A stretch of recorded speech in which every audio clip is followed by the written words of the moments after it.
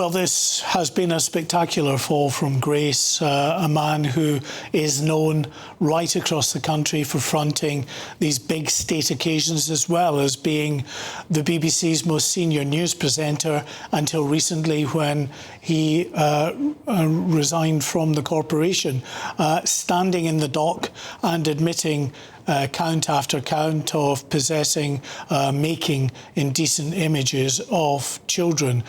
41 images in total that he's said to have accessed and downloaded, the youngest child being just 7 years old.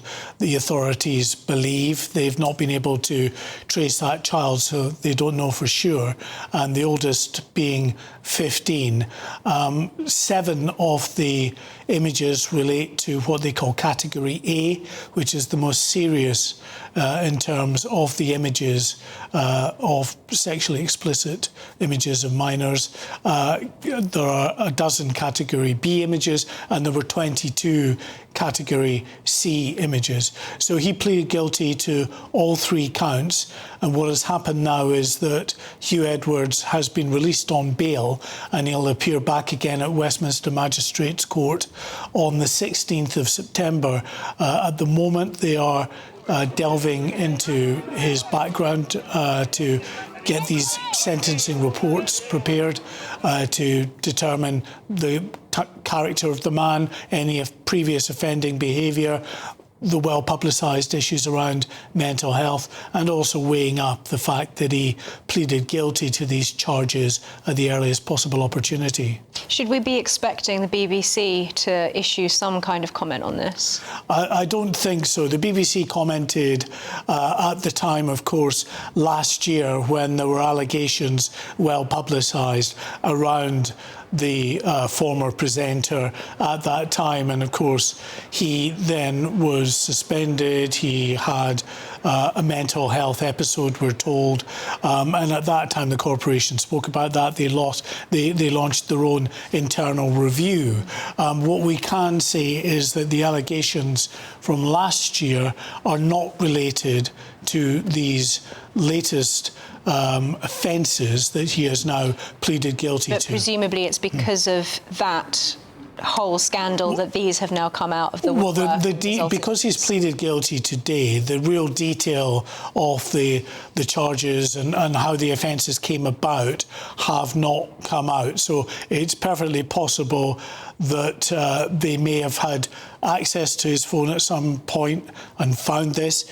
I think it's also possible that they may have had someone come forward that has provided information.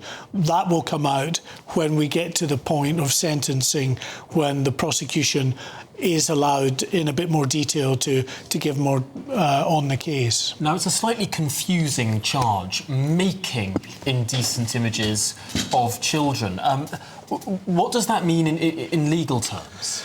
Yeah, the prosecution and the defence actually in this case clarified a bit around that in court. So the prosecution said that it doesn't necessarily mean the act of making the images, but certainly accessing them and downloading them, which appears to be what happened. Messages sent to him on WhatsApp by another man as yet unnamed.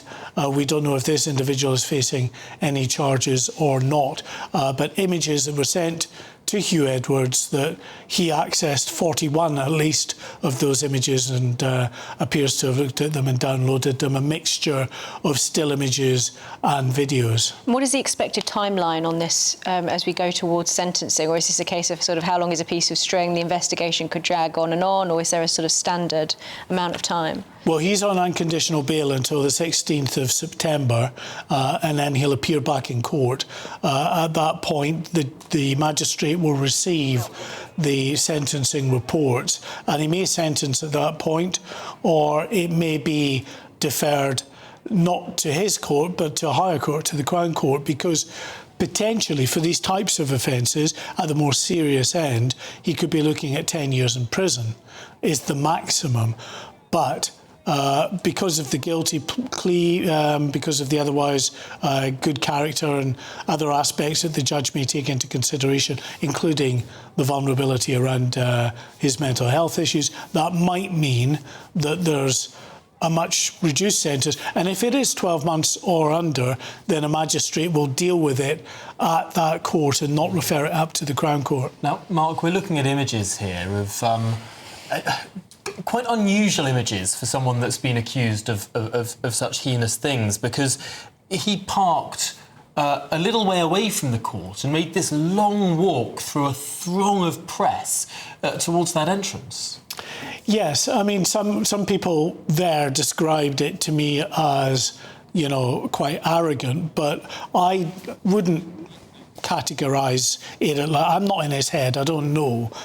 But I suspect that probably what he was doing was trying to not have an image of him scuttling into court, just running out of a taxi or a car and straight through the front door, that, you know, he's from the news business, he knows how it works, they want to get their photographs, he's walking in, he's fronting it up, basically, and pleading, putting his hands up and pleading guilty. That's what I saw in those images anyway, but regardless, it was an absolute... I've been in some scrums in my time, and that was one of the team that was with Huw Edwards.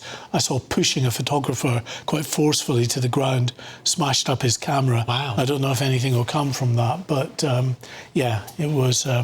what you can see was surrounded by police officers who were trying to push forward. It's quite an agitated team around. Yeah, but I mean, to be fair, it's difficult in a scrum, and those who work these scrums regularly know it's a bit of rough and tumble. You got to get in there to get your picture, and they know that on occasions you get pushed and you get pushed back, you can lose your balance, you trip and fall, but it is, they call it a bun fight. That's exactly what it is. Sort of people scrambling to get the very best shot, as unseemly as that looks to the outsider.